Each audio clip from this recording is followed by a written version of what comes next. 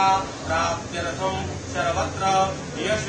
कीर्ति विजय प्राप्त्यर्थं विशेषतः भगवान विश्वनाथ शाम्ब सदाशिव कृपा प्रसाद प्राप्ति कामः यथा ज्ञानेन यथा लब्ध उपचारैः पूजन पूर्वक पंचामृत अभिषेकम् अहं करिष्ये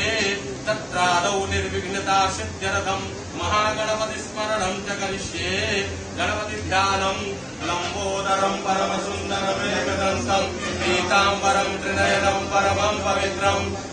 दिवाकर निभोज्वलकान्तिकान्तं विघ्नेश्वरं सकलविघ्नहरं नमामि त्वां वैष्णवी शक्तिरनन्तवीर्या विश्वस्य बीजं परमाशिमाय सम्मोहितं देवि समस्त्वमेतत् त्वं मयि प्रसन्ना भुवि मुक्तिहेतु गणेशाम्बिकाभ्यां नमः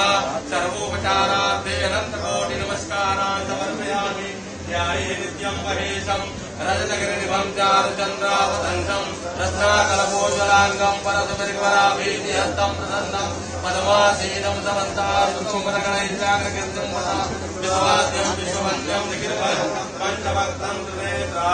नमस्ते रुद्रमन्यवौतो कैखवे नमः बाहुभ्यामुदतेन